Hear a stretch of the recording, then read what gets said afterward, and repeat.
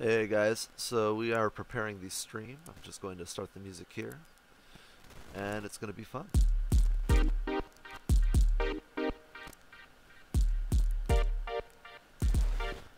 So there was a funny issue that happened. A lot of music I've been using for my streams, I've actually gotten from some public domain websites, and essentially, in order, what they've been doing is claiming them under copyright. So I figured, why not compose my own songs? And the music you're hearing right now is music that I decided to compose for it.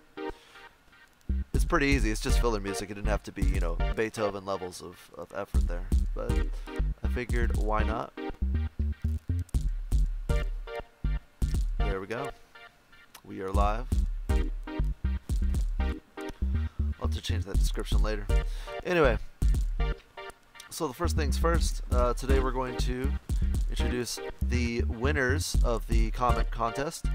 Because last week there wasn't a winner, this one is going to be for $20. So congratulations to whoever's going to win. And here we go.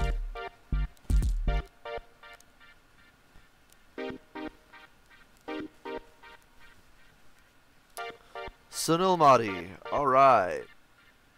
So I'll send it to that address right away.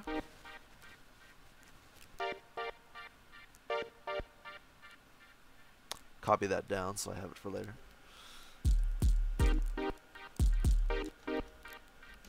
There we go.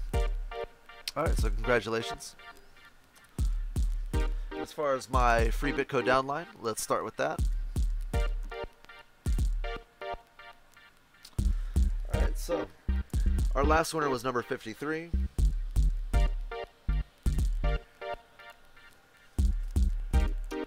The next one will be 22. And after that, 33. Congratulations. Remember, it's completely randomized, so 22 and 33. 22 is going to be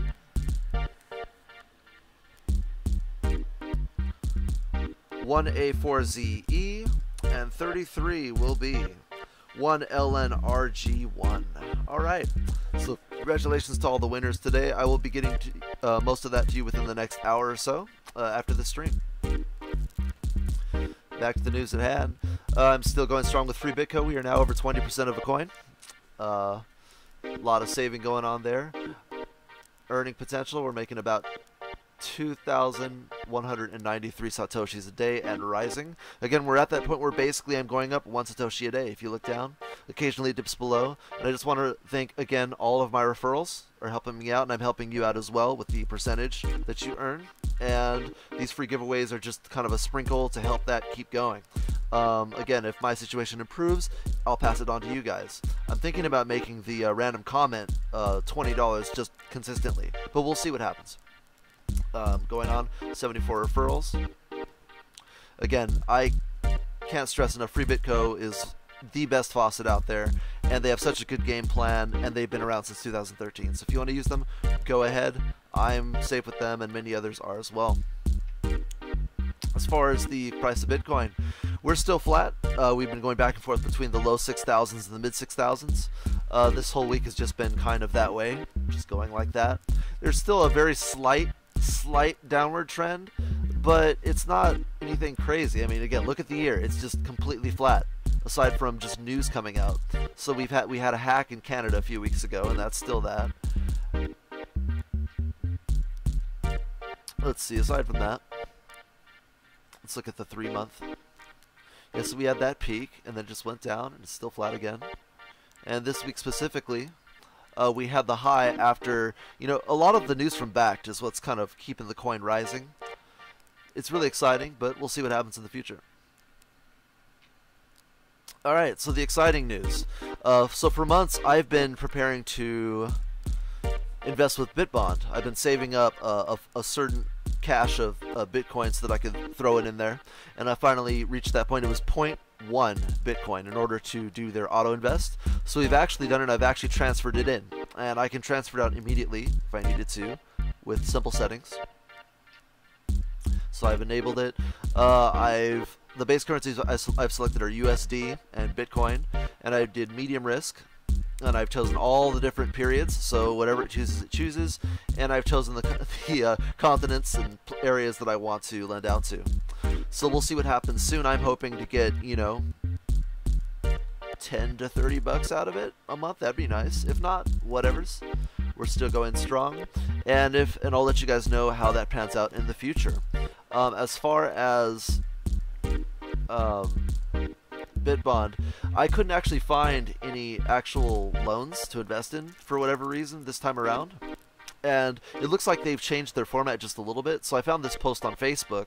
It said, this was a reply to a guy asking about why he couldn't find any bonds. So he said, BitBond, hi Felix, thank you very much for reaching out. At BitBond, the vast majority of business loans are funded instantly through the platform. This creates a great user experience for borrowers, but means that most loans are never listed on the marketplace. In order to automate the investment process, please check out our Auto Investment tool. Auto Invest allows you to invest efficiently according to your chosen risk parameters. For August, we have originated 853,556 in loan volume.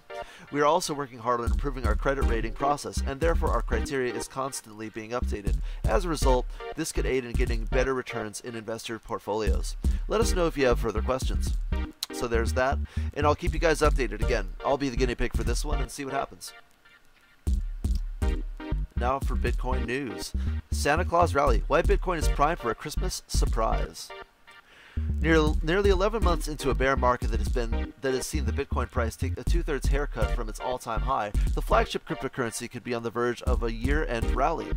Matty Greenspan, senior market analyst at eToro, has been watching for a Bitcoin breakout for some time now, and he said in the market commentary made available to CCN that there are early indications that cryptocurrencies will see a Santa Claus rally heading into the new year. In traditional markets, it's very common to see a stock rally leading up to the end of the year due to the increased activity in the private sector during the holidays, he wrote. It may be too early to say this. After all, we've only seen very moderate crypto gains this week, but it is very possible that we might see a Santa Claus rally in the crypto markets. And just showing the curve from the high. Notably, Greenspan identified the looming Bitcoin Cash hard fork as the catalyst for this rally. Nothing that the BCH price had exploded in the advanced November 15th fork, which seems likely to split the network into multiple competing versions. The gains are being led by Bitcoin Cash ahead of the hard fork next week. It's kind of funny to see that after all this sideways movement, a possible breakout could come from a disagreement in the BCH community of all places, he said.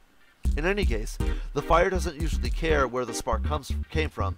Upward momentum has a way of snowballing in financial markets no matter what the drivers of that momentum may originally have been. Greenspan tempered his bullish outlook with the qualification that he believes Bitcoin needs a strong breakout above its 200-day moving average, DMA, which is currently sitting at 7,068. To truly put the bear trend in its rearview mirror. However, he isn't the only analyst pounding the table on Bitcoin's technical indicators. Earlier this week, Bloomberg reported that Bitcoin's Directional Movement Index DMI had entered a bullish phase and that its price trends had broken out of the Vera band upper limit.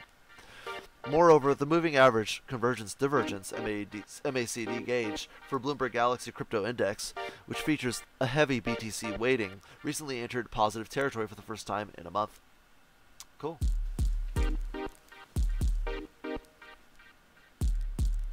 Why an SEC announcement is what stands between Bitcoin and a $7,200 price value. From the onset of this article, I would like to let the reader know that I am not a technical analyst expert.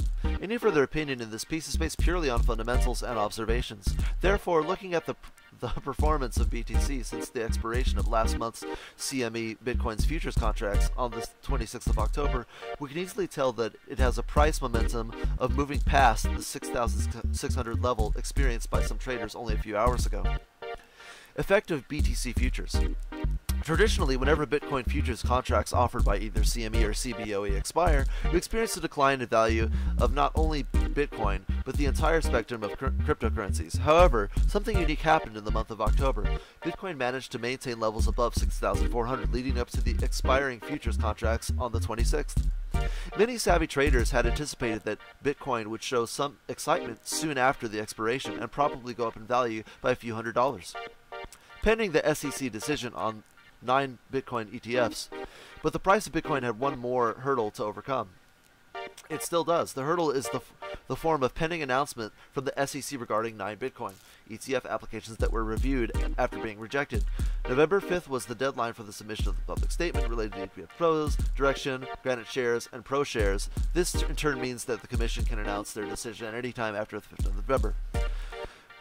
The U.S. midterm elections factor. Also to note is the citizens of the United States are in the midst of a highly contested midterm election. This election has managed to excite the voter base of Democrats, Republicans, and Independents.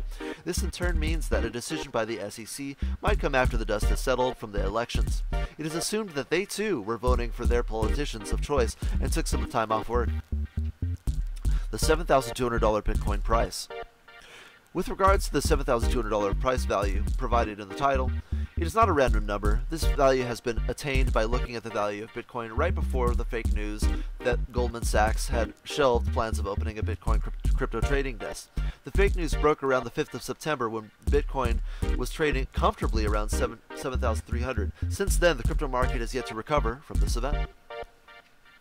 In conclusion, an SEC announcement is therefore what can catalyze a full recovery by Bitcoin to levels seen before the Goldman Sachs fake news. This is given the fact that many traders have accepted that the SEC announcement is probably a rejection. However, they simply do not know what the market reaction will be from such an announcement. They do not want to risk their funds just yet. Once the announcement is made, the market reaction will be known and traders can get back to business as usual, as they anticipate the launch of BACT on the 12th of December. What are your thoughts on the current price action of BTC? Do you think it can go higher? Let's let us know in the comments below. There we go. The Winklevoss brothers were in court recently. Winklevoss's foe wins lifting of asset freeze in Bitcoin battle. Photo there. The Winklevoss brothers have lost a round in a court against the disgraced former head of a New York cryptocurrency exchange. Tyler Cameron Winklevoss sued ex-BitInstant CEO Charles Shrem, claiming he took a part of their $750,000 investment in his exchange in 2012 and used it to buy 5,000 Bitcoins, then valued at $61,000. A judge froze Shrem's assets last month before Shrem found out about the suit, but lifted that order Thursday after a court hearing. Shrem, who spent a year in prison for helping people use Bitcoins to buy drugs through Silk Road Marketplace, he didn't know, by the way, also asked U.S. District Judge Jack Rakoff to dismiss the case. He said he never owned the Bitcoins, which he argued are the property of the prominent Bitcoin industry member whom he didn't name. The parties had already agreed that Shrem may spend as much as $50,000 a month on living expenses. Tyler Mead, an attorney for the Winklevoss brothers, argued in court that the freeze should continue, noting Shrem recently purchased a $2 million home in Florida and is claimed to have $12 million in real estate holdings, cryptocurrency, and other investments. Mead said the twins' lawyers have requested information from 30 institutions but identified a mere $10 in assets so far. Ouch. We do not have to show that he is actually hiding assets, although we do believe he is, said Mead. 5,000 Bitcoins are valued at more than $32 million today. Shrem's lawyers, Brian Klein, said most of his clients' holdings are in real estate, and the value of his cryptocurrency investment has shrunk dramatically since he made those statements about his assets. He said the lawsuit is a dispute over the $61,000, which he agreed to place in escrow should his client lose the case. A trial is scheduled for June 17th. The case is the Winklevoss Capital LLC versus Shrem, 18 CV 8250, U.S. District Court, Southern District of New York, Manhattan. Interesting development. Money brings out interesting sides of people. All right, and last one, Bitcoin's true stress test is yet to come. Wrecked. You should see the other guy. For anyone concerned about the Bitcoin losing another 4% in October to post its third straight monthly loss, it's worth comparing that loss to those seen by traditional financial markets. By standard measures, last month was the worst month on Wall Street since 2008 financial crisis. The Nasdaq lost 9.2%, the Dow Jones Industrial 6.9%, and the S&P 500 5.1%. Riskier markets such as tech stocks and emerging markets were hit especially hard. A 4% decline is still hefty, but given its past volatility, the lead cryptocurrency's relative stability amid the angst on Wall Street is notable. The general impression produced by last year's wild crypto bubble was that Bitcoin and all other such tokens exist at the extreme end of the speculative class of assets. So, if world markets become risk-averse, as they did severely last month, the thinking was that people would dump Bitcoin along with every other high-risk asset in their flight to dollars. Instead, up until Monday, October 30th, when Bitcoin suffered a $200 drop, it was more or less stable. By crypto standards, it was a boring month. It might be tempting to conclude that Bitcoin is attracting a safe haven bid, that people are looking to hedge their risks with a stable yet liquid asset that's immune from the politics of a financial crisis. The idea is that Bitcoin is starting to assert itself as a new type of unregulated reserve asset, a digital gold for the digital age. But the truth is there is very little of this safe haven buying going on in Bitcoin prices right now. There was no noticeable spike in transaction last month, just more of the very, very gradual increase that has occurred off the low base reached during the post-bubble period of the late winter. While there are surely some newcomers shifting their assets into Bitcoin, especially in places like Venezuela, there are no great wave of people suddenly realizing that this new digital asset might be a hedge against future political economic turmoil. Community turnover. So why did this notoriously volatile asset have a relatively quiet October? One way to think about it is to reflect on the changing nature of the Bitcoin investment community, which can be divided into speculators and buy and holders, better known as hodlers. Yeah! The speculators who dominated the community last year have gone. Certainly the newcomers who drove the Bitcoin price to its ridiculous peak above 19,000 in December. You know the type, your mother, your cousin, or that high school friend you hadn't spoken to for years who asked for tips on what coins to buy. That leaves the hodlers, the true believers, those in it for the long term. These people are far less likely to care about turmoil in the world markets, putting their dollar-based wealth at risk. Many don't even measure their risk exposure in terms of dollars. They don't, at least to a point. You see, here's the thing. The remaining community of hodlers may soon be the guinea pigs in a much more important Bitcoin stress test. What if things get ugly? What happens if, as a number of market prognosticators believe, things get truly nasty economically? I mean, 2008 like nasty, when a financial crisis morphed into a full-blown economic crisis. Will these diehards resist liquidating their Bitcoin assets then? The answer may be a function of their real-world economic profiles. Do most of them comprise developers and entrepreneurs paid in Bitcoin and Ethereum, whose expenditures are also largely for goods and services remunerated in the same? If they can subsist in the crypto economy, then maybe they'll keep hodling. If they do hang on, they'll give Bitcoin an impressive show of stability amid economic chaos. Such resilience would look quite impressive to the outside world, potentially drawing another round of newcomers into the mix. Not speculative to the moon Lambo hunters, but people who get the idea that this is a valuable hedging asset for the digital economy. The number of people who live in that crypto-dominant economy is bigger than is recognized by crypto critics, who tend to see every action of this community through the lens of investigators marking their profits and losses to market in dollar terms. Still, it's difficult to say whether this group is big enough to offset the many others whom a serious 2008-like blow to their fiat incomes will drive them to liquidate Bitcoin along with other assets. Complicating matters is the fact that a host of new exchanges, custodial services, and trading platforms are coming that would attract large institutions into this market. There might be a sizable amount of Wall Street money coming to the Bitcoin over the next year. Bitcoin speculators hoping to turn their holdings into dollar-based fortunes tend to see this as a positive prospect, assuming the influx of funds will drive up the Bitcoin price. But while that might happen in the short term, the experience of last year when short selling, accompanied by the introduction of the Chicago Mercantile Exchanges and Chicago Boards of Options Exchanges, cash-settled Bitcoin futures contracts, is that these professional solutions can also invite volatility. These new institutional tools give the big guys greater capacity to get in, but they also give them the means to get out. Hedge funds are definitely not interested in hodling for holding's sake. The stability may not last. In other words, it's another matter whether that provides the kind of stress test that Bitcoin needs to prove itself as a reserve asset. Well, we'll see what happens. I mean, with the backed futures, that'll be very exciting, and it'll be paid out in Bitcoin, which means it has to be held longer in the currency, so people can't just get in, bet in dollars, and get out. A lot of exciting, interesting things that are happening. Like I said before, the hodlers are just holding on, and so that's why the price isn't going below 6,000. As long as that keeps happening, that's great. Bitcoin Cash, some people are very upset that it's having another fork. I've seen some recent tweets that I'll leave to other channels to get through, where they're literally declaring war on Roger Ver, but we'll see what happens. Other than that, we'll see what happens. BitBond, I'll update you guys on that pretty soon. We'll see what happens. Again, congratulations to the winners, and we will get the Bitcoin to you within the hour. I'll see you soon. Please like and subscribe, and if you like what I'm doing, please subscribe and keep watching. Have a nice day.